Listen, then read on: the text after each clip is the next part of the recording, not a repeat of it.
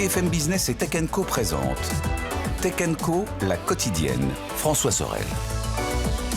Bonsoir à tous, en ce lundi 19 janvier 2026, très heureux de vous retrouver. Bienvenue sur le plateau de Tech & Co et bienvenue sur BFM Business, à la radio, à la télé. Vous le savez, les replays, les podcasts qui vous attendent ensuite. Et c'est parti pour vos 90 minutes de tech quotidienne. Avec pour ce début de semaine, pas mal de choses dans l'actu, avec cette information qui se confirme, bientôt de la pub dans ChatGPT. On va vous expliquer un peu à quoi ça va ressembler, même si on n'a pas tous les tenants et les aboutissants de cette histoire. On évoquera aussi les raisons du départ de Yann Lequin, qui, rappelons-le, est l'un des pontes de l'IA, qui était l'un des pontes de l'IA chez Meta. Il a donné quelques-unes des raisons de son départ. Et puis tout à l'heure, je recevrai le patron de cette nouvelle entité du cloud d'Amazon européen, complètement déconnecté en fait de l'activité américaine, tout simplement pour rassurer les acteurs européens et assurer encore plus la souveraineté du cloud. Voilà quelques-uns des sujets que nous allons évoquer ce soir ensemble. Un grand merci d'être là et bienvenue. C'est parti pour Tech & Co, la quotidienne. Tech & Co, la quotidienne. Le débrief de la tech.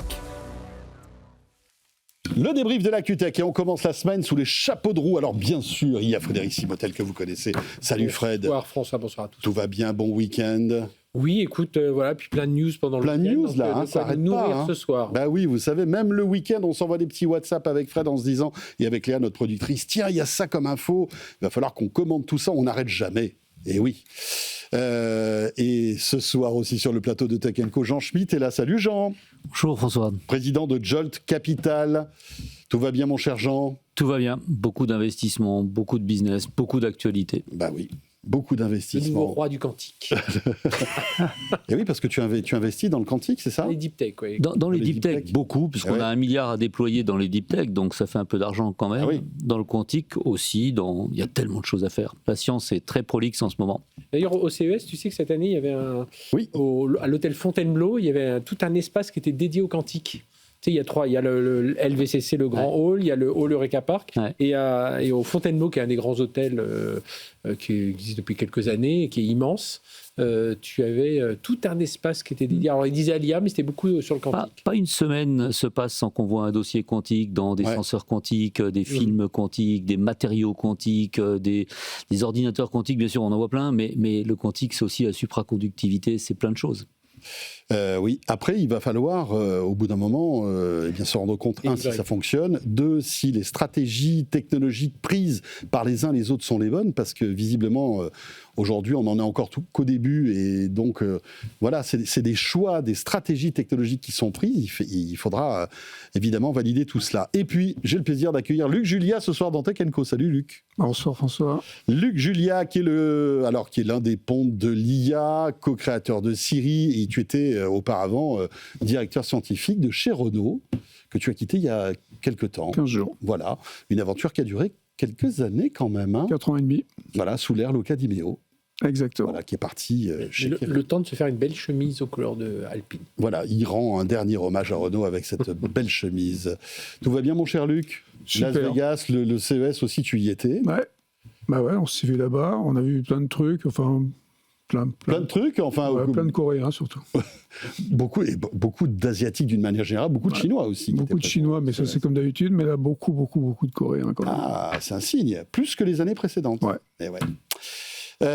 Et oui, le CES qui bouge, on en a beaucoup parlé d'ailleurs. Je vous rappelle que toutes les émissions qu'on a pu faire depuis le CES sont à retrouver en replay sur le site de BFM Business et évidemment sur l'appli. On va commencer par cette information, alors qui va à mon avis pas ravir grand monde.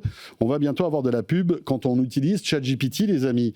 Ça faisait des mois que les rumeurs se multipliaient à ce sujet, mais cette fois-ci c'est officiel. Seule façon d'y échapper, ce sera passer à la caisse. Il va falloir payer. Les explications d'Anthony Morel et on revient juste après. C'est un modèle un peu à la Netflix. Netflix, vous savez, ils ont lancé ce modèle avec une offre avec de la pub qui est un peu moins bien et qui est aussi beaucoup moins chère. Ben là, c'est la même chose. En gros, si vous payez, vous êtes tranquille. Donc l'abonnement payant à Netflix, à ChatGPT, c'est 23 €. Donc à ce prix-là, il n'y a rien qui change. Vous n'avez pas de pub. Et puis à côté de ça, vous avez une offre low cost, ou plutôt deux. La première, c'est l'offre gratuite qui est utilisée par 95% des utilisateurs de ChatGPT aujourd'hui. Donc c'est gratuit, mais forcément, vous avez moins de requêtes, moins de génération d'images et vous aurez de la pub en plus. Et puis il y a une offre intermédiaire qui est elle aussi un peu low cost, une offre à 8 € par mois qui est un peu moins bien que l'offre premium, mais vous avez quand même 10 fois plus de requêtes et de génération d'images que l'offre gratuite.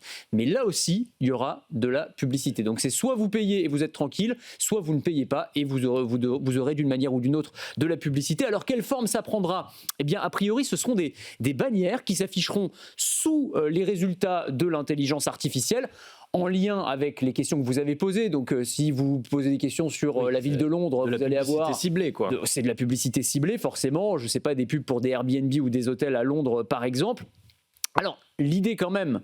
En tout cas, c'est ce que dit OpenAI pour essayer de prendre les devants et de rassurer un peu tout le monde, c'est que les deux seront vraiment bien séparés, un peu comme les liens sponsorisés chez Google, où vous avez le lien sponsorisé, la pub, et puis les résultats de recherche, c'est deux choses différentes. Fidjissimo, la numéro 2, la française, numéro 2 de l'entreprise, explique que jamais les pubs n'influeront sur les réponses et que les conversations et les données ne seront jamais vendues à des annonceurs. Bon, pourquoi pas, ça c'est les promesses qui n'engagent évidemment que ceux qui les écoutent, mais voilà en tout cas à quoi va ressembler l'offre publicitaire de ChatGPT.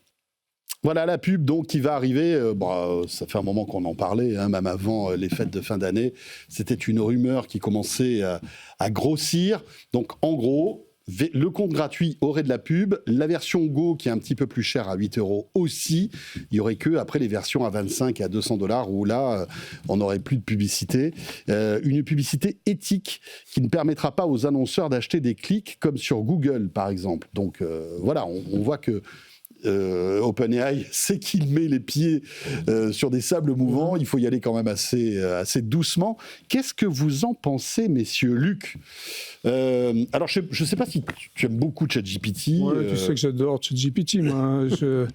Je n'utilise pas, donc il n'y a pas de problème. Donc ça ne va pas me faire grand-chose, mais la réalité, c'est que de toute façon, depuis le début, ils font du dumping. Donc, à un moment donné, il faut qu'ils fassent des sous, quand même. Donc, quand on a une boîte qui perd 7 milliards dans une année, si tu veux, il faut qu'ils trouvent des façons de faire des sous.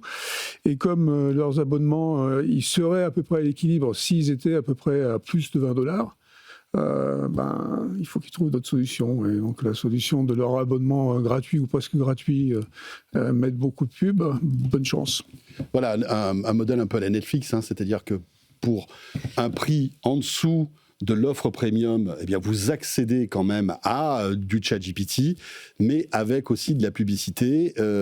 C'est quand même assez complexe parce qu'il y a l'offre gratuite aussi qui fonctionne, mais qui, à mon avis, va être de plus en plus bâillonnée. C'est-à-dire qu'à terme, vous pourrez quasiment plus rien faire avec la version gratuite. Non, Jean, il faut trouver le modèle économique. C'est compliqué là en marketing de bien positionner en fait chaque offre pour qu'elle ait quand même une valeur, enfin, elles aient de la valeur ajoutée, quoi. Oui, chacune. En fait, ils vont faire de la pub comme Google va faire de la pub, comme tout le monde, enfin comme certains vont s'y mettre. C'est très intéressant parce que c'est un certain renoncement sur un modèle qui était très différent. Sam Altman, il y a 2 ans, disait il n'y aura jamais de pub. Je regardais les citations, il avait vraiment dit jamais on ne fera ça. Il déteste la publicité. Ce ne serait qu'un dernier recours. Ce qu'il avait dit en 2024, c'est ce ne sera qu'un dernier recours. Ce qui est sympa avec Sam Altman, c'est qu'il parle beaucoup, donc on a toujours des citations. Bon, il dit un peu tout et son contraire aussi, mais ça c'était quand même intéressant. Cela dit, excuse-moi, je te coupe, parce que s'il disait en 2024 que c'était qu'en dernier recours, ça veut dire que là on est en dernier recours et que finalement il est très important de trouver rapidement de l'argent. C'est arrivé vite le dernier recours, effectivement. Bon, c'est vrai que ça brûle beaucoup d'argent, parce que les 7 milliards c'est les pertes, mais si on rajoute les investissements, là, attention, on monte en dizaines de milliards donc, par an. Donc il faut trouver du financement, il faut convaincre des investisseurs. Et je pense que l'incantation qu'avait Sam Altman qui disait « alors là, l'intelligence artificielle générale, c'est pour demain », bon là maintenant, ça fait rigoler un peu tout le monde. Moi, je pense que le mot éthique et publicité, il faut toujours faire attention quand on les utilise. Il y a aucune chance pour qu'ils n'utilisent pas le contenu des recherches, qu'ils n'apprennent pas à partir de là, etc. Il n'y a aucune chance. Ça va se faire. On se souvient tous de Google, de Facebook, il y a 20 ans ou il y a 15 ans, qui disaient jamais, jamais, jamais nous ne toucherons à la privacy. Puis on a vu se réduire la zone de privacy jusqu'à ce qu'elle disparaisse. Donc ça sera exactement la même chose. Il n'y a personne pour les contrôler et ils y iront. Et Fidjissimo, elle a été embauchée pour ça. Elle est super pro. Elle va commencer en disant tout ce qu'il faut dire. Elle continuera en faisant tout ce qu'il faut faire. Fred, d'accord. Oui, d'accord. Et puis, il y a quand même quelque chose auquel doit faire attention ChatGPT, c'est ne pas casser un peu l'expérience conversationnelle, parce que le but avec ChatGPT, c'est de dialoguer. Si on commence à mettre de la pub là-dedans, est-ce que ça va pas venir perturber un peu le message? En plus, là où on s'était habitué avec Google à avoir marqué clairement les liens sponsorisés, voilà, on savait clairement que c'est de la pub. Là, il faut voir comment ça va être présenté. Est-ce qu'on ne va pas avoir un peu cette notion d'être un peu trompé, se dire est-ce qu'ils me présentent quelque chose qui est rentable pour eux, est-ce que c'est rentable pour moi? Enfin, tu vois, il y a comment ils vont le présenter, quoi. Dire attention, ce qu'on vous montre là, c'est lié à la pub.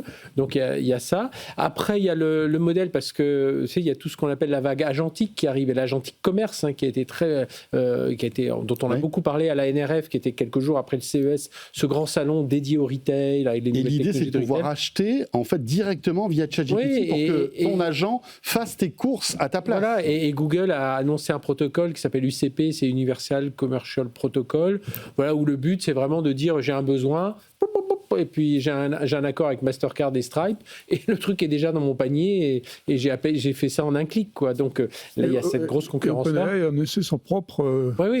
Ils ont leur instant aussi. Il y a aussi un standard à 3 lettres. Mais bon, de toute façon, ça va être compliqué, là. Ça va être très compliqué pour OpenAI. De toute façon, avec les valorisations qu'ils ont aujourd'hui, je pense que c'est... On va en parler d'ailleurs. On va en parler dans un instant, parce qu'il y a des signaux faibles qui montrent que si ça continue comme ça, OpenAI pourrait tomber en faillite d'ici 18 mois. Mais ne brûlons pas les étapes, on va en parler parce que ce sera notre deuxième sujet. Moi, je pensais à un truc, c'est que ça m'arrive, excusez-moi, mais on voit que ChatGPT, moi personnellement, je m'en sers de plus en plus avec la voix. Et je regarde de moins en moins ChatGPT. Mais la pub, elle va être où, là, à ce moment-là?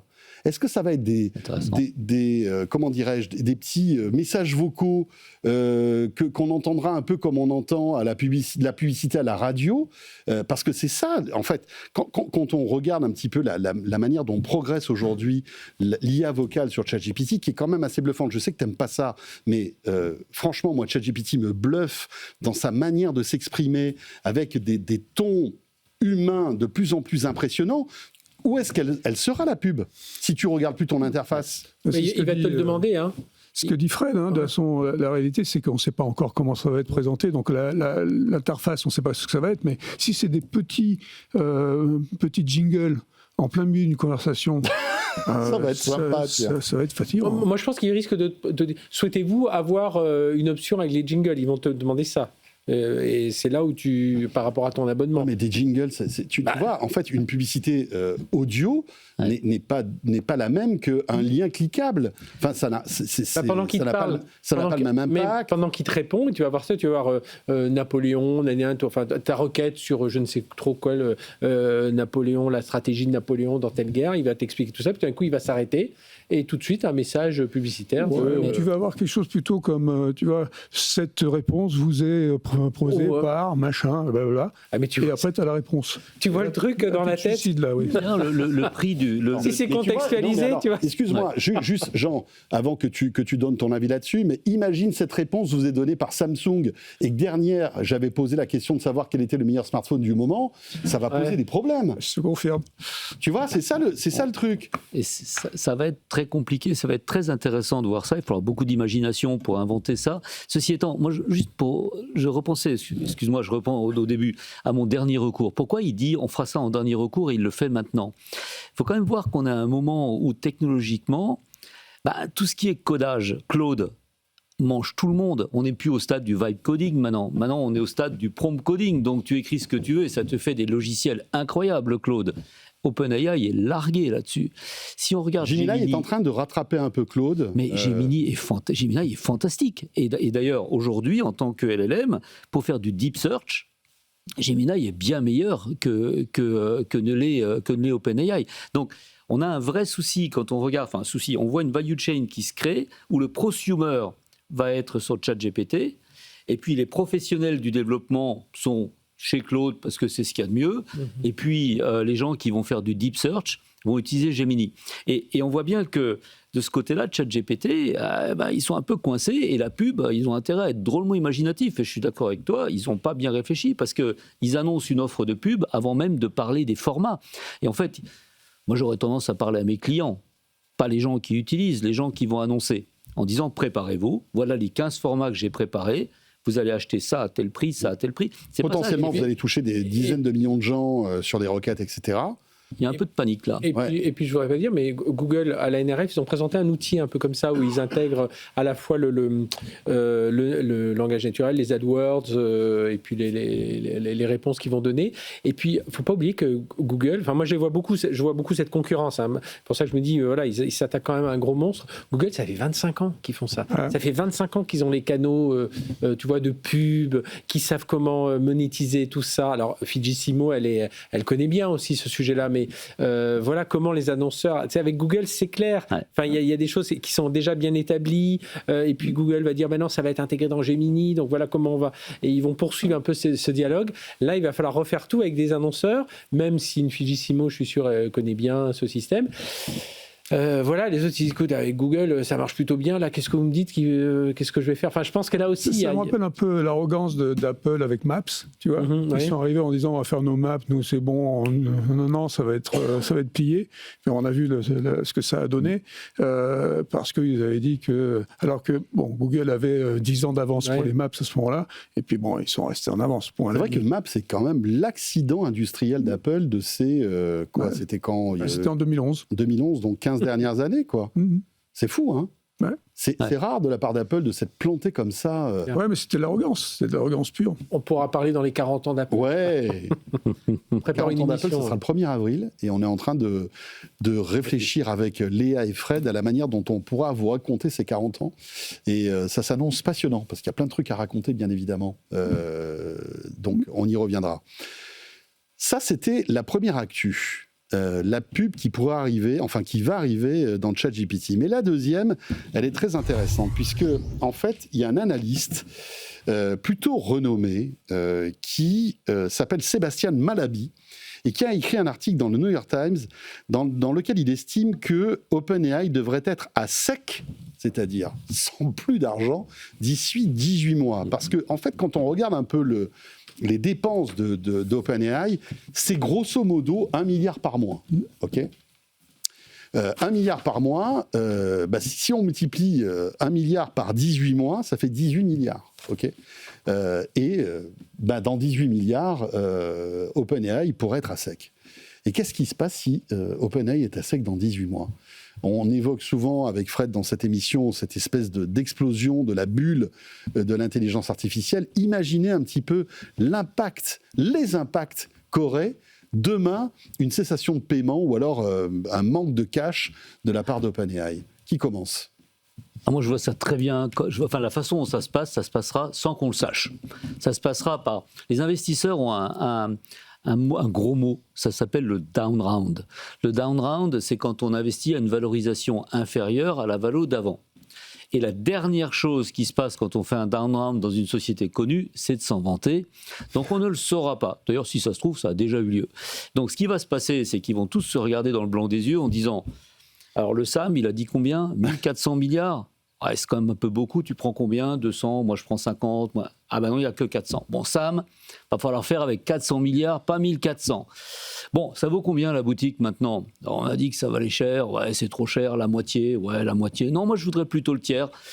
Et puis Sam Altman va dire, et moi, il dit, t'as qu'à investir avec nous, comme ça tu ne seras pas dilué, et ceux qui n'ont plus d'argent vont se faire, mettre à plat. la grande règle du capitalisme et des investisseurs en private equity ou des investisseurs publics d'ailleurs, qui vont mettre de l'argent quand la boîte en aura besoin et ils décideront du prix. En revanche, ça ira pas en faillite. Ça, j'y crois pas une demi-seconde. Non. Ouais, ça va être... la réalité, c'est qu'ils brûlent trop, hein, ça on l'a dit. Perdre 7 milliards pour une start-up, même si c'est pas vraiment une start-up, si c'est vraiment une start-up, perdre 7 milliards cette année, 7 milliards l'année prochaine, enfin 2025, 2026, 14 milliards en 2027, c'est n'importe quoi. D'accord ? Donc de toute façon, ça va pas. Les valorisations sont débiles. D'accord ? On a des valorisations qui sont beaucoup trop élevées. Donc, il y a une bulle financière qui va exploser. Donc ça, c'est évident, c'est sûr. Downrun, pas downrun, on verra bien comment ça se passe, mais ça va exploser. Il n'y aura pas de faillite de ChatGPT parce qu'ils n'ont pas tous leurs œufs dans le même panier. C'est-à-dire qu'il y a ChatGPT qui est la chose d'appel. Oui, un peu la vitrine. Donc c'est leur vitrine, c'est le machin qui va aller vers l'intelligence générale, machin, blablabla, qui elle n'existera jamais. Donc ça va péter. Par contre, ce qu'ils ont fait des petits trucs aussi qui marchent pas trop mal, les Sora, les trucs, les machins comme ça. Donc ils sont beaucoup plus spécialisés, dans lesquels ils sont pas mauvais. D'accord ? Et donc, ces machins-là, ça va continuer. Et c'est peut-être ça qui va les sauver en tant que boîte. Donc, bon, ils ne feront pas faillite, mais ils peuvent être en très, très mauvaise posture. Et puis, ils ne vont surtout pas avoir ces valorisations de débiles qui sont les valorisations d'aujourd'hui, quoi. Mais est-ce que, parce qu'on évoque souvent ce problème, Fred, est-ce que ça ne va pas avoir aussi une espèce d'effet domino par rapport à Nvidia, parce que Nvidia investit, je ne sais pas combien, 100 milliards, 100 milliards, dans évidemment. Mais ils ont investi 100 milliards pour qu'ils achètent des puces. Oui, mais si demain OpenAI n'a plus cet argent pour acheter des puces, ça fait des puces en moins pour Nvidia. Enfin, Microsoft aussi va trinquer. Enfin, il y en a plein qui sont comme ça. C'est presque consanguin finalement dans le monde de la tech, OpenAI. Fred. Nvidia pour l'instant a suffisamment ouvert son portefeuille de clients pour pouvoir encaisser le choc d'OpenAI. Et puis voilà, puis on voit ils vont vers la voiture, ils vont vers plein de, il fait un moment qu'ils sont sur la voiture, mais quand on voit les annonces la keynote de Jensen Huang au CES, voilà, il ouvre un peu, il tape un peu tous azimuts, et puis il était partout, hein, il était à sa propre conf quand même, il était à celle de Lenovo, il était à celle de Schneider, enfin il est venu un peu partout pour dire coucou, je suis là. Moi je pense que alors première chose, je pense que Nvidia va peut-être commencer, si ce n'est déjà fait, à aller revoir un peu les acteurs du cloud, les acteurs et même Nvidia en disant bon les gars, on va un peu calmer le jeu, hein. On voit par rapport à Oracle, on voit quand même que Oracle a vu son cours de bourse baisser, ça veut bien dire que les gens ont un peu d'informations comme quoi ça va aller un peu moins vite, mais pour moi ce qui peut se passer, alors pas une faillite, hein, ça j'y crois pas, il y a trop de monde derrière, il y a quand même des gros fonds et tout ça, mais pourquoi pas un peu peu à peu arrêter d'aller vers ce grand LLM généraliste là. Alors après il y a l'idéologie des Américains, on pourra en reparler, et aller peut-être plus vers des petits modèles spécialisés. Alors effectivement il y a les applications comme Sora, comme d'autres qui marchent plutôt bien, mais aller plutôt faire à la Mistral. Ok, je vais aller faire un petit LLM dans le monde de la logistique. Allez, je vais aller voir tous les logisticiens. Ouais, mais on est d'accord qu'on est à milieu des désirs de spectacle et de puissance. Il y a un moment, il y a un moment. Je vous rappelle que on parle d'un objet qui serait développé avec Jonathan Ive qui serait un écrin de cette intelligence artificielle. Ce sera un balai. Non, mais tu vois ce que je veux dire. On est loin de cette croyance, si tu veux, ça arrive à chaque fois qu'il y a de nouvelles IA. On a la croyance de ces IA générales, et puis après ça se calme. Et là, en ce moment, on est en train de se calmer. C'est très bien. Et ils feront peut-être plus d'inférences, tu vois, en local, inférences edge, et ils peuvent avoir des débouchés hyper productifs là-dedans et commencer à gagner de l'argent dans ce domaine-là. Par contre, oui, ça revient, on met un peu un voile sur toutes les annonces, je veux 7000 milliards, je veux faire l'IA générale, je veux faire tout ça. Est-ce que ce ne serait pas un bon coup aussi pour Microsoft? Ça c'est sûr. Ça c'est sûr. Microsoft a bien joué. Microsoft, dans le coup, c'est eux, ils ont mis leurs 19 milliards au départ. Ils ont du cash. Et leurs 19 milliards, ils vont bien en profiter là par contre. Oui, mettre 100 milliards dans cette techno, pour eux, n'est pas un problème. Non. Mais ils en ont besoin d'ailleurs, parce que leur succès est pas copilote, c'est pas non plus une merveille du genre. Il va falloir qu'ils fassent un peu le ménage aussi. Donc ça pourrait être pas mal. Ouais. Mais il n'y a pas aucune chance pour que ça se fasse. Moi, je pense que ça ne se fera pas en public. Personne n'a intérêt à dire il faut que ça se plante et que ce soit dramatique. Ni Nvidia, ni Microsoft, ni même Google. Oui.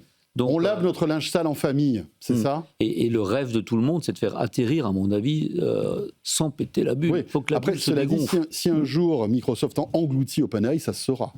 Ça se verra. Tu vois ce que je veux dire, c'est ça. Et on parle de Microsoft, mais alors cet analyste parle même de Amazon, en fait, qui pourrait s'offrir après, pourquoi pas, OpenAI. C'est-à-dire qu'OpenAI s'était forgé son socle sur la capacité de répondre. Là, on va lui demander, maintenant, c'est la capacité d'agir. Tu vois, un peu. Bon, ben voilà, en tout cas, très intéressant tout ça. Donnons-nous rendez-vous dans 18 mois, parce que là, on voit évidemment le côté très sombre, mais peut-être que d'ici 18 mois, OpenAI aura trouvé un modèle économique qui fera qu'ils gagneront beaucoup de cash. Non, mais c'est une possibilité aussi. Non, sur la pub, il prévoit de gagner 1 milliard. Pour un ordre de grandeur. Oui, mais admettons qu'il y ait une explosion des demandes de la part des entreprises. On a eu de ChatGPT. Non, c'est pas possible. Leur techno est pas bonne pour ça. Ok. Sarah Frayer, la directrice financière, elle a fait une petite tribune dans TechCrunch. Elle dit voilà, on a fait 2 milliards de revenus annuels récurrents en 2023, 6 milliards en 2024, plus de 20 milliards en 2025. Bon, c'est vrai qu'en termes de chiffre d'affaires, partir de ça, c'est quand même beaucoup, mais on sait tous, chiffre d'affaires ne veut pas dire bénéfice. Et là au contraire, mais enfin, déjà, la performance de la boîte, se dire je pars de presque zéro et aujourd'hui je suis à ça. Alors après, en criant beaucoup d'argent, mais c'est avec une technologie performante en plus, faut quand même le rappeler. J'aimerais bien être le directeur financier d'OpenAI.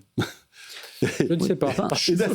D'assister aux réunions. Sam, il faut que tu te calmes. Arrête avec tes milliards, là. Ça suffit. Mais tu sais, c'est très performant. Et en même temps, quand tu regardes le niveau de perte, je pense que si on vendait dans la rue des billets de 100 pour 90, on aurait un bon succès et on ferait que 10% de perte. Hein. Eh oui. Très bon film en ce moment sur l'affaire Bojanski, là, sur le faux monnayeur. On revient dans un instant, bientôt 20h. Petite pause. Luc Julia, Jean Schmitt, Frédéric Simotel pour commenter l'actu. On va rester dans l'intelligence artificielle. Après avoir évoqué celle d'OpenAI, on va parler celle de Meta avec l'une des vedettes de cette IA qui est partie un peu sur la pointe des pieds, là, il y a quelques semaines de cela. C'est Yann Lequin. On va essayer de comprendre ce qui s'est passé et en tous les cas commenter aussi son interview qu'il a réalisée au Monde où il donne quelques informations assez intéressantes d'ailleurs sur son départ. Tech & Co, la quotidienne. À tout de suite, on revient dans 1 minute. Tech & Co, la quotidienne sur BFM Business. Tech & Co, la quotidienne, le débrief de la tech. Voilà le retour de Tech & Co, la quotidienne, il est 20h02 en ce lundi soir. Merci d'être là, toujours sur le plateau de Tech & Co pour débriefer l'actu de ce début de semaine. Luc Julia, spécialiste en intelligence artificielle, ex-directeur scientifique de chez Renault et co-créateur de Siri.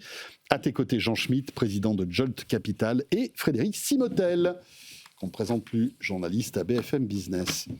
On l'évoquait il y a quelques instants, l'intelligence artificielle de Meta a du plomb dans l'aile, hein, et c'est vrai que notre ami Mark Zuckerberg ne sait plus trop où donner de la tête. On se souvient, à la rentrée dernière, ces chèques incroyables pour s'offrir en fait toutes ces stars de l'IA, hein, jusqu'à 100 millions, un chèque de 100 millions pour que, en fait, des personnalités de l'IA rejoignent Meta, et puis après, je crois 100 autres millions, enfin des sommes complètement surréalistes. Et tout cela a eu un impact sur le départ d'une personnalité de l'intelligence artificielle qui était là depuis de très nombreuses années chez Meta. C'est Yann Lequin, un Frenchie bien de chez nous, une sommité dans ce domaine, qui pilotait en fait le labo d'intelligence artificielle de Meta depuis 11 ans, je crois. Il est parti donc sur la pointe des pieds il y a quelques semaines de cela. On ne savait pas trop pourquoi, parce qu'il n'avait pas expliqué pourquoi il partait. On en sait un petit peu plus aujourd'hui.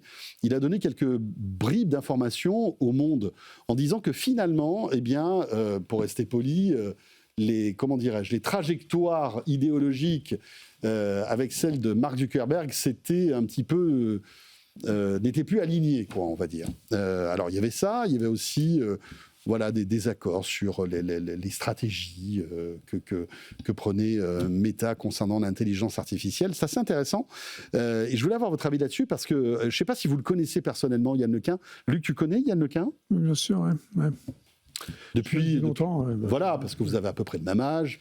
Non, il est beaucoup plus vieux que moi. Il est beaucoup plus vieux que toi. Il a quelques mois. Non, il a 5 ans plus que moi. 5 ans plus que toi. Et c'est vrai que, bon, j'imagine que votre parcours, même s'il n'est pas parallèle, mais vous avez dû... On s'est croisés souvent. Croisés souvent. C'est 11 ans quand même chez Meta, c'est une belle performance quand même. Ouais, je pensais qu'il était arrivé en 2013, donc il était arrivé un peu avant, mais bon, de toute façon, la réalité, c'est qu'au début, c'était effectivement une bonne chose pour Meta, c'est-à-dire qu'il arrivait, il a fait des choses bien d'ailleurs, parce que FAIR, donc le labo qui s'appelle Facebook AI Research, qu'il a placé aussi bien aux États-Unis qu'à Paris, c'était super, c'est son bébé, il a vraiment fait ça. C'est quoi sa force à Yann Lequin, à ton avis ? C'est un chercheur. C'est un chercheur en IA, donc sa force c'est d'innover complètement dans les domaines de l'IA, mais au niveau vraiment de la recherche, donc de trouver des nouvelles façons de faire des choses. Donc on en parlera peut-être avec sa nouvelle boîte. Mais donc... C'est-à-dire que c'était pas quelqu'un qui était là chez Meta pour délivrer des produits, finalement. Lui, il était plus sur le temps long, sur la recherche, sur l'avenir, en fait. Ouais, et puis sur écrire des papiers, faire des... Il avait gardé son rôle de prof à l'université. Oui, il est toujours prof à NYU, à New York. Donc, bon, c'est un chercheur. Donc, c'est clair. Et donc, justement, il est arrivé pour faire de la recherche. Ils ont écrit plein de papiers, ils ont fait de l'open source. Ils ont eu quelques-unes de ces réalisations qui sont rentrées dans des produits. Hein. Alors, avec plus ou moins de succès, parce que il y a par exemple cette IA qui est censée aller repérer les contenus qui sont plus ou moins légaux ou illégaux, etc. Donc, ils sont gargarisés un peu avec ça. Bon, on sait tous que ça marche plus ou moins bien, ou qui veulent le faire marcher plus ou moins bien, ça c'est une autre histoire. Mais voilà, donc du coup, pendant, on va dire, 5-6 ans, les 5-6 premières années, c'était plutôt pas mal parce que FAIR a bien marché. Puis après, il a été mis un peu sous l'éteignoir, c'est-à-dire qu'il a eu un chef, on lui a mis un chef au-dessus de lui, et puis il disait lui-même d'ailleurs récemment, moi je suis un individuel contributeur. Donc c'était clair que c'était plus vraiment exactement la politique de Meta, elle n'était plus vraiment alignée avec avoir un labo de recherche avec des chercheurs. Et puis c'était un peu comme toi, un électron libre dans les boîtes. Enfin, toi, je te connais, et enfin pour tous ceux qui te connaissent, tu as toujours été un peu un électron libre. Qui suivait pas forcément les voies de la com et des RP. Lui, par exemple, alors au-delà du fait qu'il faisait pas beaucoup d'interviews, mais menait des travaux en parallèle de Meta. Par exemple, il a travaillé avec Xavier Niel sur QTI, je crois. Il a fait pas mal de choses aussi. Il était conseiller scientifique, je crois. Non, il n'avait pas un truc sur QTI. Je suis pas sûr. Je sais pas. QTI, je sais pas. Ça me dit rien. Bon, mais en tout cas, le problème, puisqu'on va arriver à la fin, donc qu'est-ce qui s'est passé là récemment? Depuis un an à peu près, Zuckerberg a décidé d'exploser FAIR, en fait. Donc il a commencé par faire des politiques qui sont des politiques inacceptables pour Yann, qui sont on va contrôler les publications. Alors oui, il fait partie de l'équipe scientifique de QTI. Voilà, D'accord.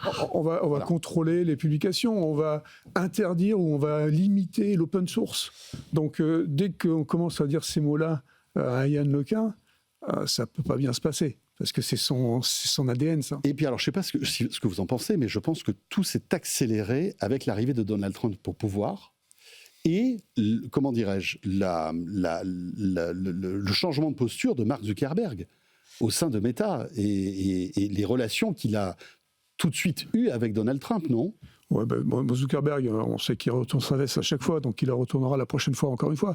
Mais bon, il est infect, imbuvable, asocial, tout ce que tu veux, de toute façon, donc il n'est pas tellement intéressant. Donc moi, je suis étonné qu'il soit même resté aussi longtemps que ça avec un gars comme ça. Mais bon, le fait que Zuckerberg ait surtout atteint à faire, je pense que c'est ça qui a été le problème. Oui, je pense qu'il y a une date clé qui est l'arrivée d'Alexander Wang quand il a acheté Scale AI pour 14 milliards et en disant bon, Alexander, ça va être le boss. Ouais. Là, ça peut qu'énerver. Oui, donc c'est pas ces 28 ans, c'est tout cet argent, c'est le fait que le business se met à diriger la science. Et quand on a la chance d'avoir quelqu'un qui est, faut pas oublier, Yann Lequin, maintenant on parle beaucoup de son truc en IA. N'oubliez pas un truc, son papier sur la Gen AI. c'est 1985 ou 6, si je ne me trompe pas. Donc, la GenAI a été formalisée il y a très très longtemps par Yann Lequin et son équipe. Et dans son équipe de 3 chercheurs, si je me souviens bien, il y a Moulton qui était un Canadien, il y a lui qui est français, il y avait un autre français. C'est des gens qui, pour certains, ont eu un prix Nobel. Donc, Yann Lequin, c'est quelqu'un qui est nobélisable. C'est quelqu'un qui a écrit des papiers fondamentaux. Oui, il a pris Turing. Sa chaire au Collège de France, ses cours étaient brillantissimes. C'est-à-dire, ça ouvrait vraiment les yeux sur ce qu'allait devenir l'IA. Donc, on est en face de quelqu'un qui est un des pères fondateurs de la GenAI. Et puis, derrière, on dit non, on va te coller un chef. Donc, évidemment que ça ne peut pas marcher. Évidemment qu'il s'en va. En fait, tout allait bien tant que l'IA n'était pas stratégique chez Meta.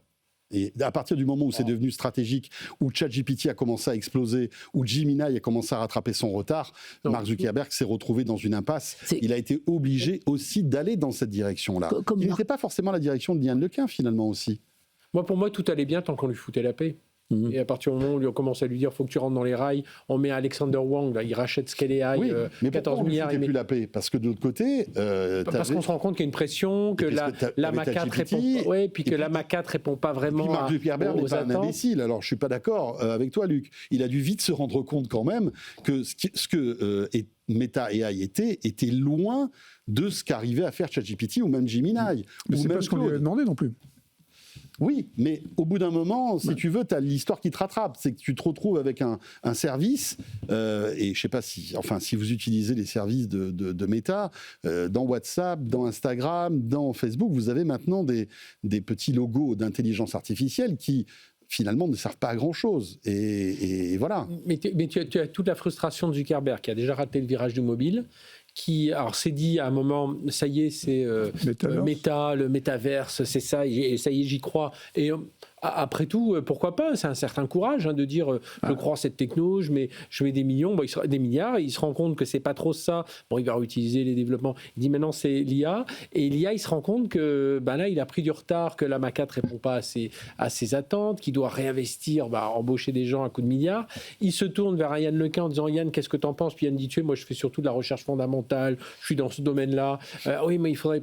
Tu dis oui, tu vois. Et là, du coup, l'autre commence à lui mettre un peu la pression. Moi, je pense que l'arrivée d'Alexander Wang, c'est là où il s'est dit, bon, il est terminé, c'est bon, 12 ans, peut-être qu'il y avait un peu d'usure aussi de ce côté-là, peut-être un peu aussi, parce que c'est quand même, on a beau avoir de la bouteille, tout ça, on a quand même sa fierté, et se dire de voir toute une bande de jeunes qui arrivent, et puis on n'est plus pas le chouchou, mais je pense que Zuckerberg devait souvent venir le voir, lui poser des questions. Tout d'un coup, c'est plus lui. Alors, je dis pas que c'est un enfant capricieux, pas du tout. Mais il y a un moment, on se dit, c'est bon, quoi. Je suis passons à autre chose. Il a ses nouveaux chouchous. Moi, je vais passer à autre chose aussi. Je pense que cet aspect-là aussi. Je pense aussi qu'il y a Zuckerberg qui a jamais été un grand visionnaire devant l'éternel. C'est-à-dire qu'il a fait des bonnes acquisitions, il a bien démarré dans la vie, mais le métaverse, c'était quand même une énorme blague.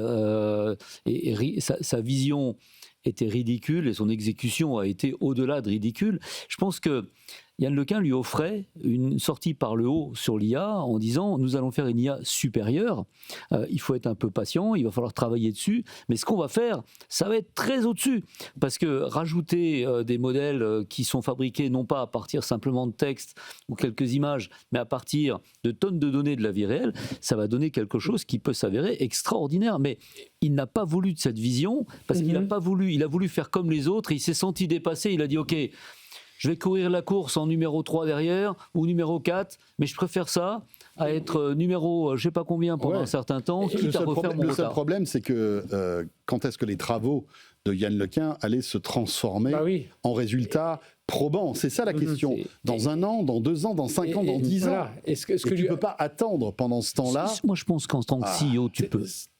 Non, je pense que c'est ce qu'on avait dit à l'époque quand il avait annoncé son départ. On avait dit, écoute, créer à partir de 2010, au début, 2013-2018, c'était super. Tu étais en train de te dire, tout est en train... C'était, pendant 5-6 ans, ça a été bien. 2018, on commence à voir OpenAI et on se dit, oula, ce qu'on est en train de faire, c'est quand même moins glamour que les autres. Et puis alors, quand ils sortent leur modèle en 2022, flûte, alors nous, on n'a pas sorti quelque chose aussi sexy. Puis là, voilà, il met un peu plus la pression sur quelqu'un qui est un chercheur, qu'il aurait dû conserver, je pense. C'est une bêtise. Mais voilà, après, mieux pour nous, s'il vient s'installer en France. Alors, juste un mot, Luc, sur les nouveaux projets, en fait, Yann Lequin, parce que évidemment, il ne perd pas de temps. Ils viennent de créer une start-up qui s'appelle Ami. Voilà, oui. Alors, Ami, c'est effectivement basé sur ce qui s'appelle les world models, donc les modèles du monde. La vision est intéressante, mais c'est une vision, je dirais, de recherche aussi, parce que c'est compliqué. C'est compliqué d'accumuler toutes ces données qui sont ces données du monde, justement, et qui ne sont pas seulement des données textuelles ou d'images ou de vidéos.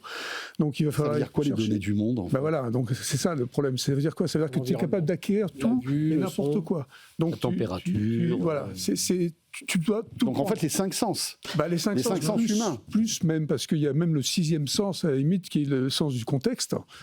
Donc, c'est compliqué. Il va falloir que tu aies des capteurs, plein de capteurs de plein de choses qu'on n'a pas forcément aujourd'hui. Et en plus de ça, de comprendre qu'il y a des choses qui vont être fusionnées. C'est-à-dire qu'il va falloir faire la fusion de modalités. Enfin bon, c'est très, très compliqué. Ça va mettre beaucoup de temps. Bon, il va peut-être commencer avec des trucs plus petits, mais la vision est intéressante, mais ça va demander énormément de données et énormément de calculs. Ça va être très intéressant. Ça part d'un vieux paradoxe qui était le paradoxe de Moravec. Et alors Moravec, il avait dit quelque chose d'un peu évident, c'est on arrive à résoudre des équations mathématiques formelles avec de l'IA, c'est dans les années 70, mais on est complètement incapable d'apprendre comme ce que ferait un enfant d'1 an. Et donc c'est quand même étonnant de résoudre des équations post-PhD alors qu'on est incapable de faire des choses qu'un enfant d'1 an pourrait faire ou pourrait apprendre. Et ça, ce paradoxe de Moravec, je crois que c'est ça que Yann essaye de faire. Ce qui est intéressant avec Yann Lequin, c'est qu'il n'a jamais fait de grandes déclarations grandioses sur l'intelligence artificielle générale, etc. Il ne fait pas le spectacle. Exactement. Et là, justement, sur son world model, il est très clair et il dit toujours clairement, je ne sais pas si ça va marcher, mais ça vaut le coup d'essayer. Oui, c'est un chercheur. Voilà. Allez, on change de sujet. On va s'intéresser maintenant aux aventures des puces, parce qu'il y en a beaucoup en ce moment. Et cette information qui est assez intéressante, Apple aurait signé un deal historique avec Intel. C'est une information qui a été lâchée par Donald Trump à l'occasion d'un briefing. Une information évidemment qui était totalement top secrète, bien sûr. On écoute Donald Trump. Écoutez, voilà, Léa Benaïm, notre productrice, a isolé ce petit extrait. Comme vous le savez, Intel est venu me voir, ils avaient besoin d'aide. Et j'ai dit, je vais vous aider, mais je veux que 10% de votre entreprise revienne aux États-Unis d'Amérique. Et dès que nous sommes entrés, Apple est entré, Nvidia est entré, beaucoup de gens intelligents sont entrés, ils nous ont suivis. Alors ouais, on fait ce deal. Alors voilà, bon, cette phrase qui a l'air anodine, c'est intéressant parce que Nvidia a annoncé effectivement qu'ils allaient investir dans Intel, mais Apple ne l'a jamais dit, quoi, en fait. Et boum, paf, les pieds dans le plat, Donald Trump balance cette information qui, j'imagine, perturbe au plus haut niveau, en fait, les négociations qu'il peut y avoir entre deux géants, deux boîtes comme Apple et Intel. Moi, personnellement, je n'avais même pas pensé à ça, en fait, que Apple pourrait investir, en fait, dans Intel, non pas pour ses processeurs, parce que je pense que Apple a divorcé d'Intel il y a quelques années, mais pour se dire, il y a des usines qui sont aux États-Unis, qui pourraient me servir à fabriquer demain mes chipsets. Je pense que c'était ça l'idée, c'était de déconstruire un peu ce qu'avait fait Intel pour se servir en fait de ces machines-outils en quelque sorte. N'oublions pas qu'Intel possède des technologies de nanomètres, est capable de faire des fabs qui permettraient de produire des puces équivalentes à Nvidia aussi. Donc Nvidia, ça l'intéresse bien, parce que Taïwan, c'est quand même pas totalement sûr. Oui, donc c'est très très stratégique en dehors des produits d'Intel eux-mêmes. C'est très très très stratégique de sanctuariser sur le sol américain ces technologies. Donc là, c'est sûr, maintenant Apple, c'est un vrai problème. Hein. Comment ils vont faire maintenant? Alors, ils vont dire non, c'est pas vrai. Donc dans ce cas-là, Trump va leur mettre une énorme claque et c'est pas l'idée. Ils vont rien dire du tout, c'est ce qu'ils vont probablement faire. Et annoncer sans doute un partenariat avec le jour Intel. où ça sera signé, parce que c'est quand même des sociétés cotées en bourse. Donc quand on est coté en bourse, on annonce qu'on sait faire. On n'annonce pas pendant que ça négocie. Ça s'appelle un délit d'initié. Hein. J'espère que Donald Trump n'est pas actionnaire directement ou indirectement d'une de ces sociétés, parce que sinon, ça s'appelle. En tous les cas, l'État est actionnaire maintenant d'Intel à hauteur de 10%. Ça va être intéressant. Mais ce qui est intéressant, Luc, tu as travaillé chez Apple pendant quelques mois à l'époque du lancement de Siri. C'est une boîte qui, un, est très secrète, ça on le sait, et deux, n'investit jamais énormément dans des rachats de boîtes. Non. Moi, je les vois mal arriver chez Intel, en fait, Apple. Sauf s'ils se sentent obligés par le contexte politique, par la pression, on va dire, d'un Donald Trump. Ce qu'a dit Jean, c'est vrai. C'est-à-dire que les technologies, les machines-outils, comme tu dis, de ce qu'a Intel, c'est intéressant pour eux. Surtout que Trump les oblige plus ou moins à fabriquer maintenant aux États-Unis. D'accord ? Donc c'est une autre donnée. Mais l'annoncer comme ça, c'est lunaire. Pour un Apple, je veux dire, ils doivent s'arracher les cheveux là. À moins que en fait, Trump ait raconté des mauvaises informations, c'est peut-être possible aussi. Ou qu'il l'ait fait exprès. Ou qu'il ait peut-être fait exprès. Pour lui mettre la pression. Pourquoi ? Pour mettre la pression. Là, en tout cas, il met comment il s'appelle, Tim Cook sur peut-être si c'était un accord industriel discret, il met ça au cœur d'un symbole géopolitique, etc. Moi, je pense qu'il y a deux choses là qui sont importantes là pour Apple. C'est la première, pression. Si c'est vrai, pression de tous ceux qui gravitent autour d'Apple en disant, dis donc, on va mettre la pression un peu sur Tim Cook pour nous montrer ce qu'il peut faire avec Intel. Et deuxième, Tim Cook, Pékin, Tim Cook, Taïwan, Tim Cook, TSMC, ils vont dire, dis donc, c'est quoi le coup que tu es en train de faire là avec Intel? Là, je pense que tu vois, là, il y a un enjeu aussi par rapport à TSMC avec Taïwan, par rapport aux Chinois aussi, qui vont dire, attendez, on ne comprend pas là. Après, les Chinois sont au courant du contexte géopolitique, tu vois ce que je veux dire. Ils se doutent bien. Mais c'est surtout par rapport à TSMC. TSMC qui investissent aux États-Unis, qui font des usines aux États-Unis en ce moment, parce que Trump leur a demandé de le faire. Donc eux, ils vont se sentir un tout petit peu confiés. Moi, c'est TSMC. Moi, ma première réaction quand j'ai entendu ça, c'est le coup de pression sur Apple, il faut délivrer maintenant. Et puis le deuxième, c'est TSMC, en se disant, dis donc, c'est quoi cette histoire?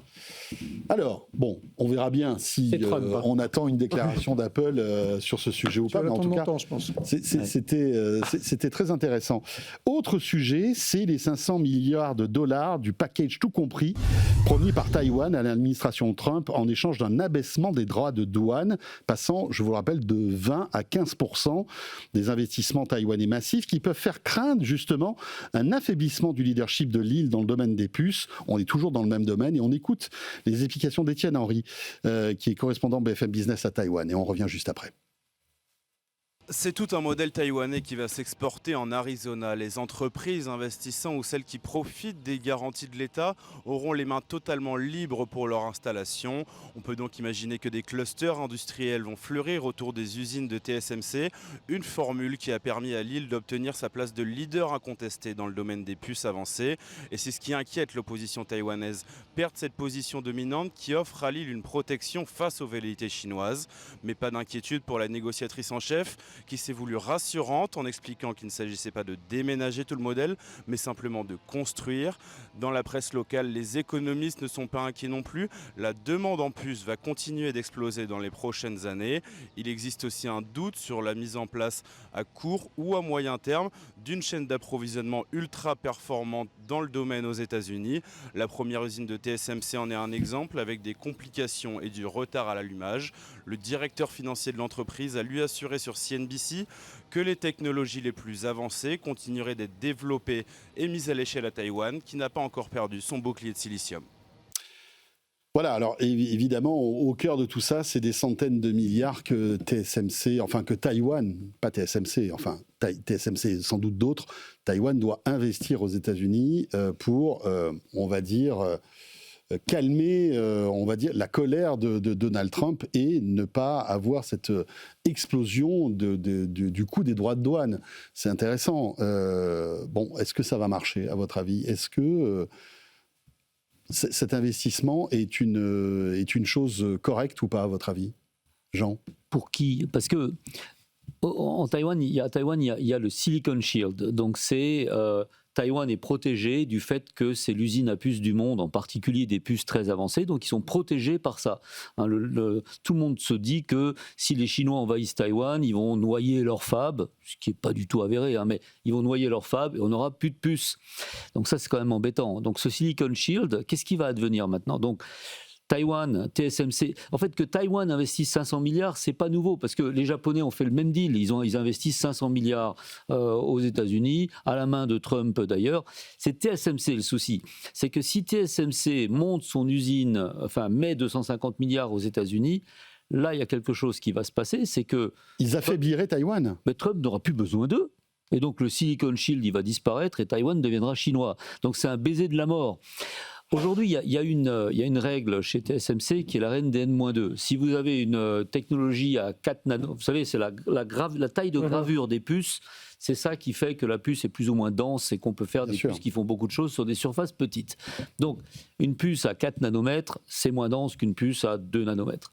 La règle des N-2, c'est quand on a un process à 2 nanomètres, on va vendre aux États-Unis, on va mettre aux États-Unis des fabrications à 4 nanomètres, ce qui est le cas à Phoenix aujourd'hui. Pour garder en fait le leadership dans le pays. Absolument. Et donc, le prochain process, c'est un node à 1,4 et à cette gravure-là, ça n'ira pas aux États-Unis.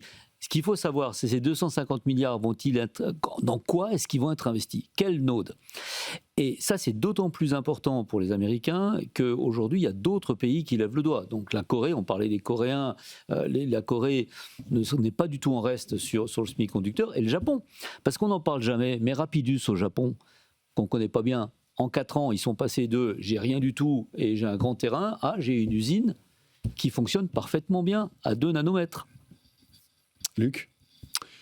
Oui, moi, pareil. Le truc, c'est que ça n'a aucun sens. Enfin, ils ne vont pas filer leur technologie, les dernières technologies, ça c'est sûr. Et puis, même, on peut penser qu'ils peuvent saboter le truc. Parce que ça met combien de temps pour faire une usine de ce calibre-là? 4-5 ans. Et donc, dans 4-5 ans, Trump, il sera où? On ne sait pas où il sera. Et puis, il y a aussi une autre question, c'est que, prenons l'un des gros clients de TSMC, c'est Apple. Apple, qu'est-ce qu'il cherche chaque année? C'est le plus petit possible. Et d'ailleurs, souvent, Apple se targue d'avoir en exclusivité les dernières puces de TSMC pour, justement, réduire la consommation électrique de ses téléphones, parce que c'est l'iPhone. Aujourd'hui, les puces les plus petites sont dans les smartphones ou dans les tablettes, etc.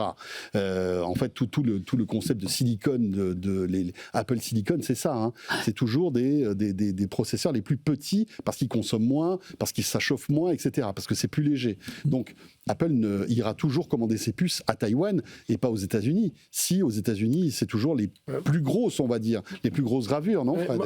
Moi, je pense qu'il y a aussi un gros enjeu géopolitique. C'est que Trump, là, il est en train de se déchaîner, Venezuela, Groenland, etc. Que les Chinois sont peut-être en train de se dire, ils ont visé 2027 pour Taïwan, en se disant est-ce qu'on y va, est-ce qu'on n'y va pas. Et là, c'est de dire juste, on vous signale que aujourd'hui, on reconnaît quand même Taipei, on reconnaît Taïwan, on est bien leurs amis. Donc faites attention, ce que tout on fait ailleurs, ne venez pas le faire sur Taïwan. Je pense qu'il y a un petit côté montrer que les États-Unis sont proches de Taïwan aussi pour ne pas laisser le champ libre, enfin l'océan libre, en tout cas aux Chinois, d'aller envahir Taïwan d'un coup d'un seul. C'est un petit truc dans les jeux, les cartes géopolitiques. On a parlé des Américains, on a parlé des Japonais, des Coréens, des Taïwanais et les Européens. Parce que nous, on a SML. Alors, on a beaucoup plus que ça. On a les technologies. C'est-à-dire qu'à l'IMEC en Belgique, au Leti ici, au Fraunhofer en Allemagne, on sait faire du sous 2 nanomètres. Il nous manque un petit investissement de 40 milliards. Et au vu de tous les milliards qu'on a manipulés tout à l'heure, ça paraît pas grand-chose. Donc, à la place d'acheter les prochains 40 milliards de puces d'NVIDIA, il faudrait peut-être se poser la question de savoir s'il ne faut pas qu'on mette une fab à 40 milliards en Europe pour être indépendant avec nos puces sub-2 nanomètres. C'est une obligation. Ouais. Et c'est même pas prévu aujourd'hui, en fait. Non, mais tu vois, les 109 milliards qu'a annoncé Macron l'année dernière, au mois de février, sur ces 109 milliards, tu prends la moitié pour faire une fab. Ça serait beaucoup plus intelligent que d'aller acheter du cloud chez Amazon et chez Microsoft. Surtout qu'aujourd'hui, on voit qu'il faut aller vite, mais on peut avoir un petit délai d'attente. Voilà, prions pour qu'un jour on ait une fab en Europe. On va se battre. On va se battre. Jean, t'as beaucoup d'argent, fais le chèque, vas-y, je t'autorise. J'ai déjà 2,5%. Merci beaucoup à tous les trois. Merci Jean. Jean Schmitt, président et managing partner de Jolt Capital. Merci à Luc Julia. À très bientôt, Luc. Et puis merci à Frédéric Simotel. Vous restez avec nous. Bientôt 20h30. Encore 30 minutes de Tech & Co avec, pour cette dernière partie. Vous restez avec nous, bien sûr. On découvrira ce cloud européen mis en place par Amazon, déconnecté soi-disant des États-Unis. On en parle avec son patron qui sera avec nous, Stéphane Hadinger. Et puis Maya Space qui va lancer des satellites OneWeb. Va-t-on arriver à concurrencer Starlink ? En tous les cas, ce sera avec Ariane Espace, visiblement, et Maya Space. On en parle là aussi avec un porte-parole de Maya Space qui sera avec nous sur le plateau. Petite pause, le Tech Flash de Léa Benaïm, et on revient tout de suite. Tech & Co, la quotidienne sur BFM Business. Tech & Co, la quotidienne, Tech Flash. Voilà, Tech & Co, la quotidienne, il est 20h33. Un grand merci d'être avec nous, fidèles, chaque soir, 19h30, 21h, pour Tech & Co, la quotidienne. Et chaque soir, quasiment à la même heure, on retrouve Léa Benaïm pour un condensé de l'actu tech du jour. Et c'est le Tech Flash. Bonsoir Léa. Bonsoir François et bonsoir à tous. Et à la une, la publicité débarque dans ChatGPT. OpenAI l'a annoncé ce week-end avec le lancement en Europe d'une nouvelle offre, ChatGPT Go. Une formule à 8 € par mois, et alors qu'OpenAI franchit ce cap, Google en a profité pour communiquer sur ses propres offres d'IA. De son côté, c'est très clair, il n'y aura pas de pub dans Gemini. Également, dans l'actualité, Apple aurait signé un accord historique avec Intel. L'entreprise de Tim Cook serait entrée au capital du fondeur américain en difficulté depuis plusieurs années. Une information qui n'a pour le moment pas été confirmée par les principaux intéressés, mais qui a été annoncée directement par Donald Trump. Dans l'actualité tech aussi aujourd'hui, Asus qui quitte le marché du smartphone, Léa. Et oui, c'est la fin des gammes de smartphones ROG et Zenfone qui représentaient près de 3% de part de marché à l'international. Une page qui se tourne pour Asus qui va désormais tout miser sur un secteur beaucoup plus porteur, l'IA, avec comme ambition d'investir le marché des robots et des lunettes connectées. Dans l'actualité des réseaux sociaux, c'est une première. Thread s'impose désormais face à X. L'application de Meta revendique 140 millions d'utilisateurs actifs sur smartphone.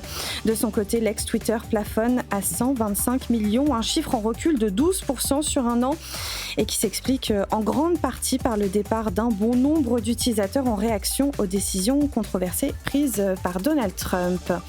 Et enfin, le compte à rebours est lancé. La NASA entame la dernière ligne droite de la mission Artemis 2. La fusée a quitté aujourd'hui sa base d'assemblage pour rejoindre sa rampe de lancement. La première fenêtre de tir est prévue pour le 6 février. Objectif, préparer le retour de l'homme sur la Lune, une première depuis plus de 50 ans. Et pour finir, je vous donne rendez-vous demain à 22h30 sur BFM Business pour Tech & Co Business, votre rendez-vous en compagnie de Frédéric Simotel. Et cette semaine, parmi les invités, Michel Vanderberg, vous le connaissez sous son ancienne casquette président du Campus Cyber. Désormais, il se lance dans une aventure entrepreneuriale avec sa start-up Seclable. On écoute un extrait. Première question, Michel. Les principales attaques que subissent justement les sites industriels, elles ressemblent à quoi ? En fait, tu as deux typologies. La typologie, c'est les attaques qui touchait l'IT, qui déborde aujourd'hui sur les systèmes industriels, parce qu'évidemment, tout est connecté.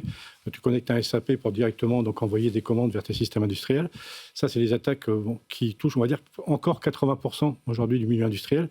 Puis après, tu as les attaques ciblées, avec plutôt des buts de sabotage, d'arrêter une entreprise. On a parlé de Jaguar, par exemple, en Angleterre, qui était très très loin. Oui, puisque même le gouvernement britannique a remis 2 milliards de livres pour redémarrer l'activité, pour les aider. Donc voilà, donc c'est ça.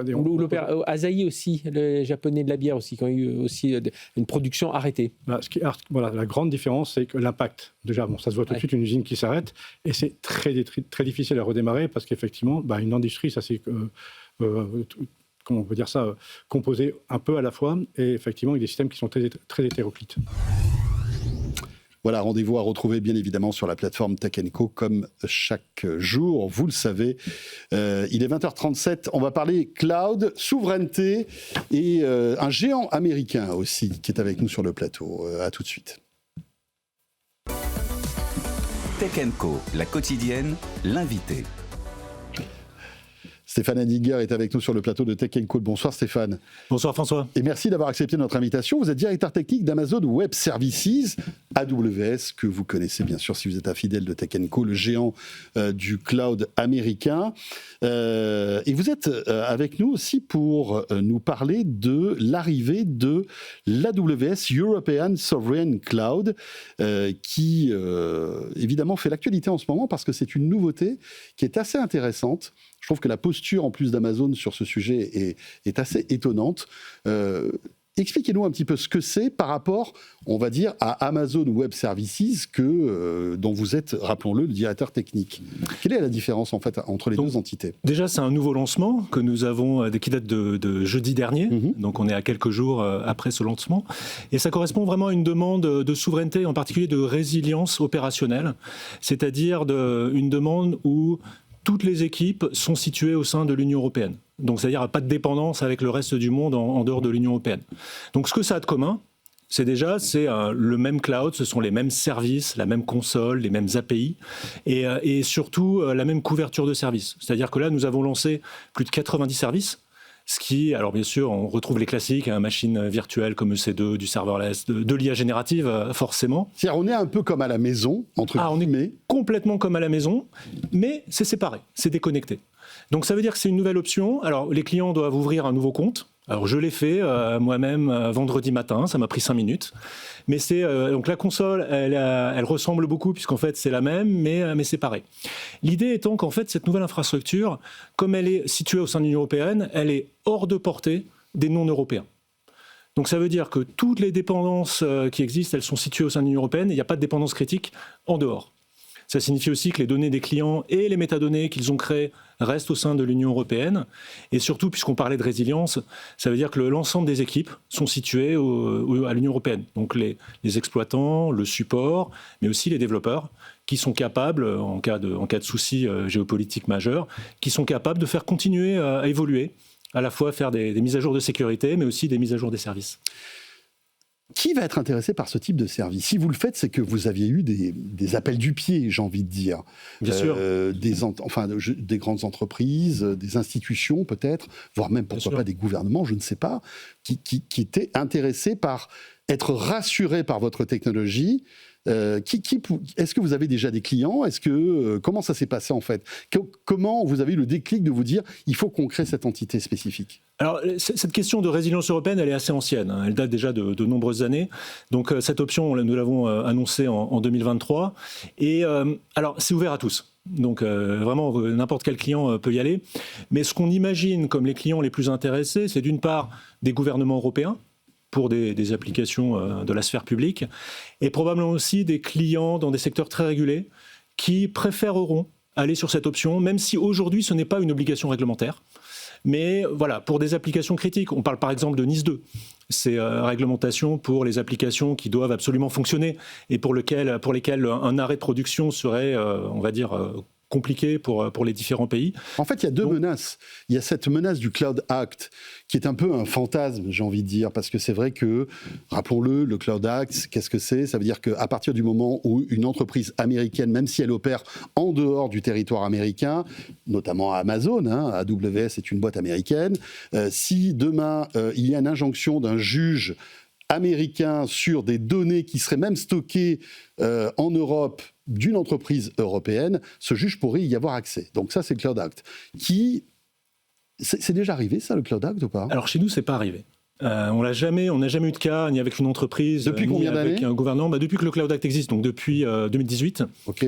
Mais François, vous me permettez de tordre le cou au Cloud Act ? Alors ça, c'était la première, juste une chose. Ouais. Ça, c'était la première chose. Ouais. La deuxième chose, c'est le contexte géopolitique actuel. Bien sûr. C'est-à-dire qu'on ne sait pas ce à quoi demain ressemblera. Ouais. Demain, si une institution décide que Amazon ne soit plus disponible, Amazon Web Services ne soit plus disponible en Europe pour une raison ou pour une autre, cette entité continuera d'exister, en fait. C'est ça. Tout à fait. Mais si je reviens sur le Cloud Act, en fait, justement, les critères que nos clients regardent, en fait, il y a deux critères. Si une entreprise veut être tranquille vis-à-vis du Cloud Act, un, c'est stocker les données en Europe, et deux, c'est chiffrer les données. Et le deuxième n'est pas vraiment une action, puisqu'en fait, nos services chiffrent automatiquement les données. Mais en réalité, les régulateurs, la question qu'ils posent, ce n'est pas tellement sur le Cloud Act ou sur les lois existantes, mais c'est de se dire... il est possible que d'autres pays, l'administration américaine ou d'autres pays, votent demain des lois encore plus contraignantes qui pourraient forcer AWS à faire des choses qu'on n'aimerait pas faire, en fait. Donc c'est pour ça qu'il y a 7 ans maintenant, nous avons créé une technologie. Alors ça s'appelle du confidential computing, et cette technologie s'appelle Nitro, et en fait elle nous interdit physiquement, matériellement, d'accéder aux données des clients. Donc ce sont des cartes qui créent cette barrière physique. Et en fait, nous avons voulu sortir de ce débat juridique, qui est complètement légitime, mais pour arriver sur une discussion de confidentialité qui fait qu'aujourd'hui, si une agence, un gouvernement ou un juge nous demande les données, ces données sont protégées par Nitro et nous sommes incapables, physiquement et matériellement, de fournir ces données.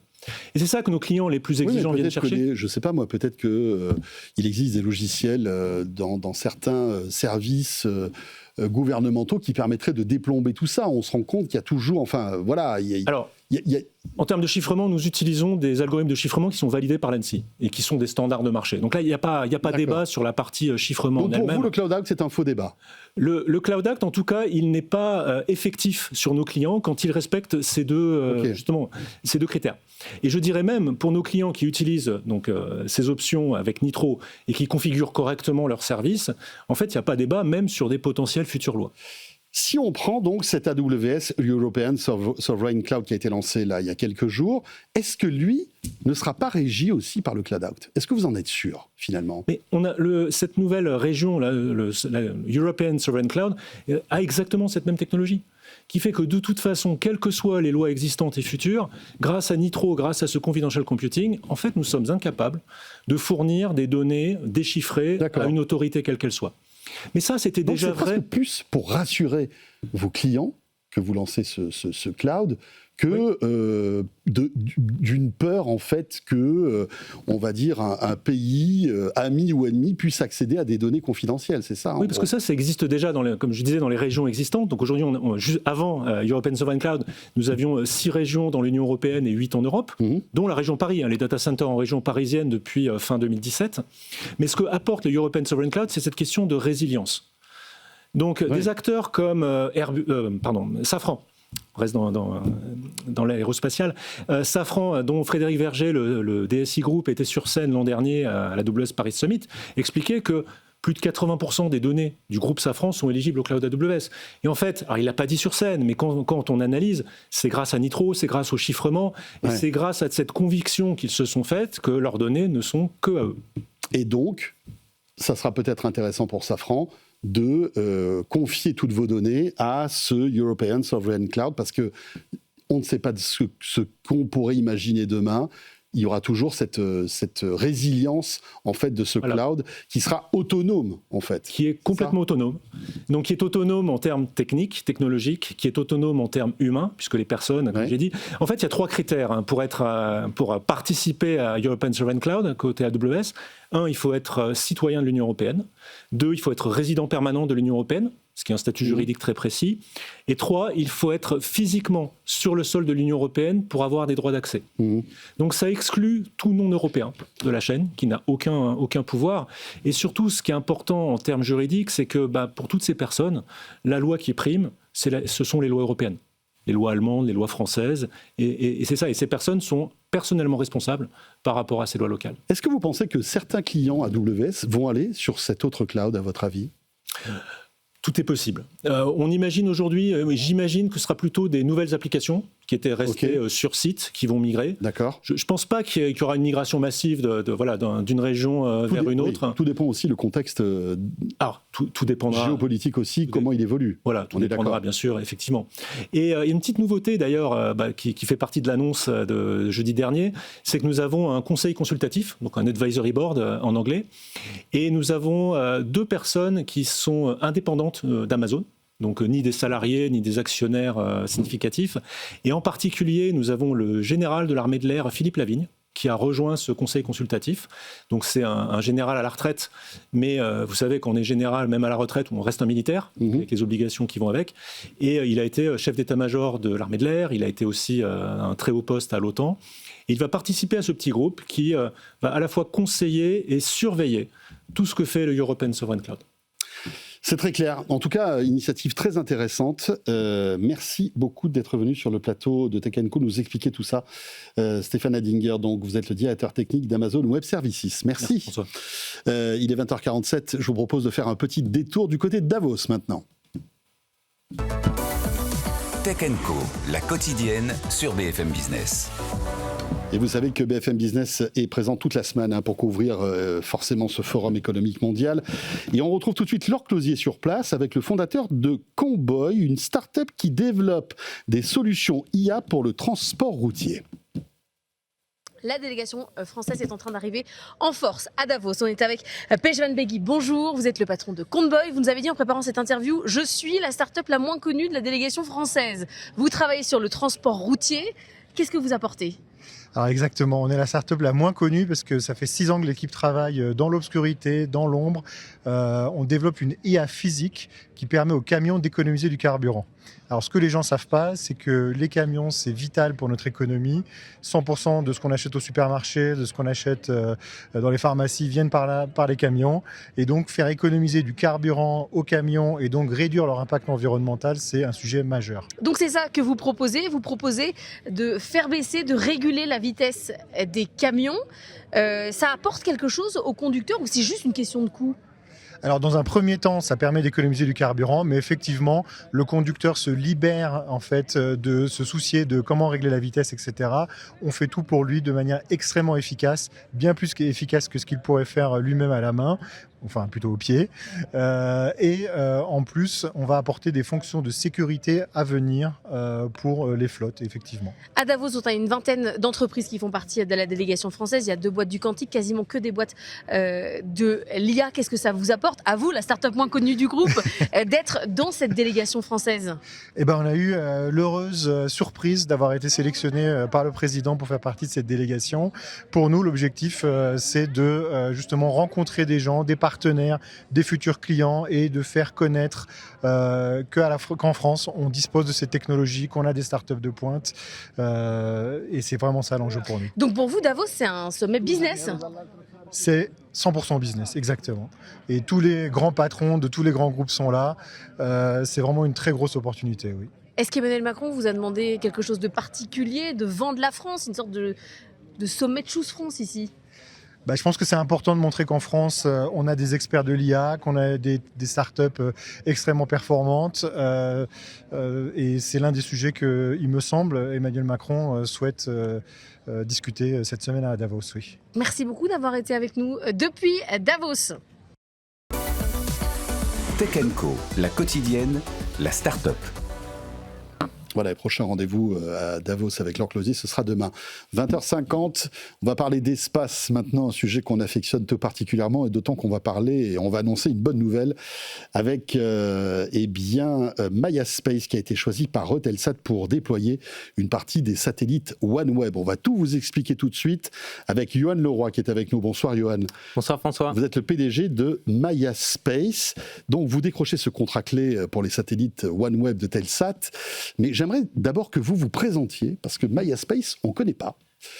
Et pourtant, vous êtes issu d'une famille que tout le monde connaît, il s'agit d'Ariane Espace. Voilà, on ne nous connaît pas encore très bien parce que nous sommes jeunes. En réalité, nous avons été fondés en avril 2022.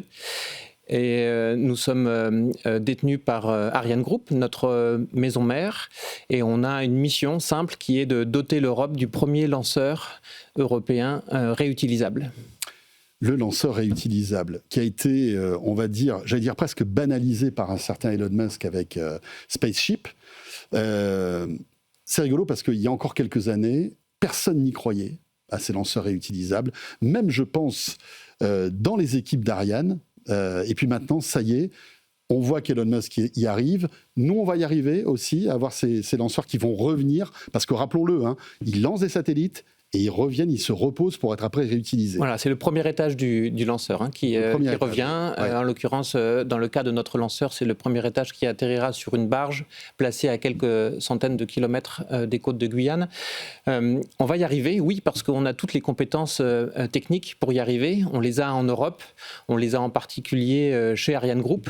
Et l'objectif de Maya Space, c'est justement de chercher à combiner le meilleur des deux mondes, si je puis dire. Entre, d'un côté, le spatial historique, les acteurs qui sont présents depuis des décennies, qui ont l'habitude, l'expertise, la connaissance qui est requise pour développer et opérer un lanceur, et de l'autre, le monde qu'on appelle du New Space, qui consiste en fait à trouver de nouvelles méthodes de développement et d'opération qui vont permettre d'accélérer fortement le cycle de développement et d'abaisser les coûts. Alors, au-delà du fait que vous imaginez donc ces fusées avec ces lanceurs qui pourraient revenir sur Terre à chaque lancement, quelles sont les différences que vous avez avec Ariane, et notamment Ariane 6 ?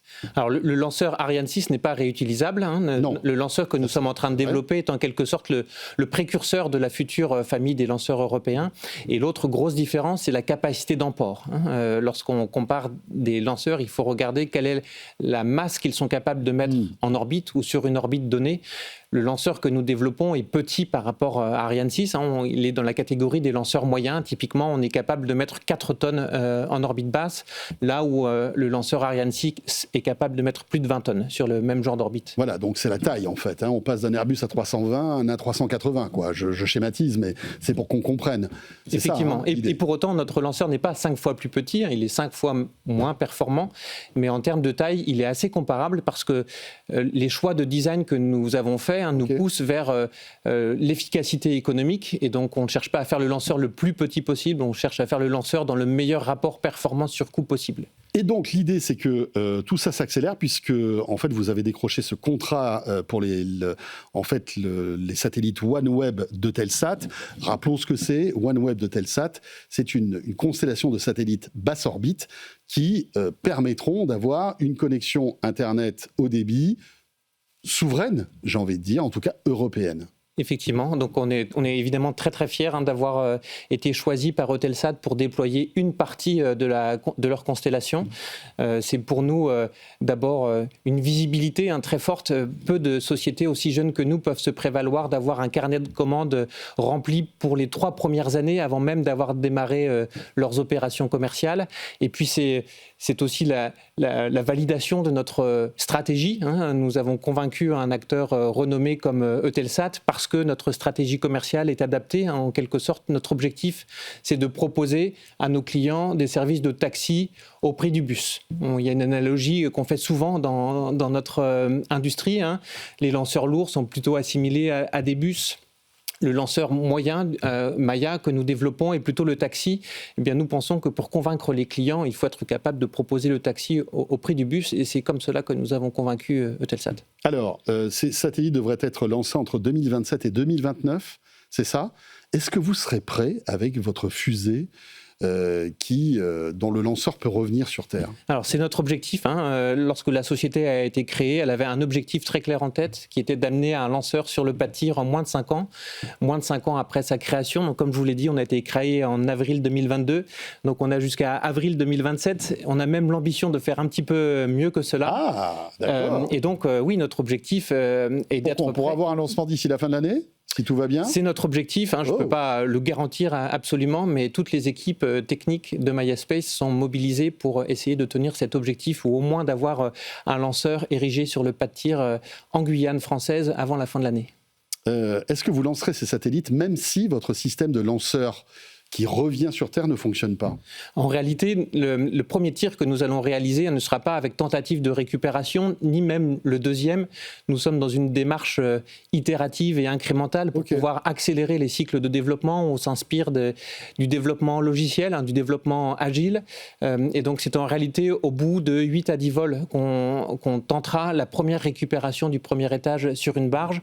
On mettra à profit les vols précédents. À quel à l'horizon 2028-2029, et on va profiter des vols avant le 8e et le 9e pour tester une à une les différentes briques qu'on doit maîtriser ensemble pour pouvoir tenter une récupération de premier étage sur une barge. Ariane Espace est un partenaire puissant de MaiaSpace. Est-ce que c'est les équipes d'Ariane Espace qui développent MaiaSpace ?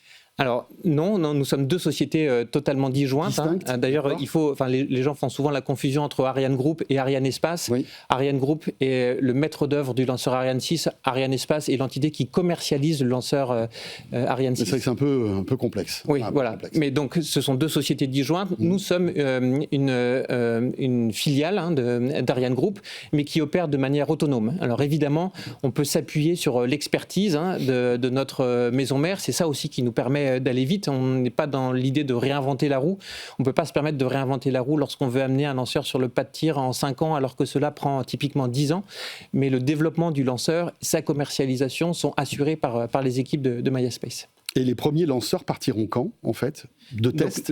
Parce que... Donc le premier vol est prévu à la fin de l'année 2026. D'accord. Et ensuite, mais sans satellite, c'est juste sur un vol de test. Sur le premier vol, non, il s'agira même en réalité d'un vol suborbital, très, très vraisemblablement, mais un vol qui va nous servir en quelque sorte à apprendre. On est dans cette démarche, on réalise depuis la création de la société énormément de tests au sol.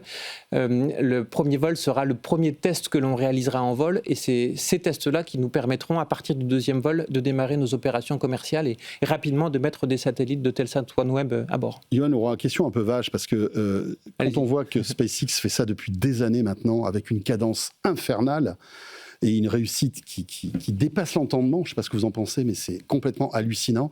Pourquoi on a raté ce virage alors qu'on était, on va dire, les leaders de l'espace il y a encore quelques années ?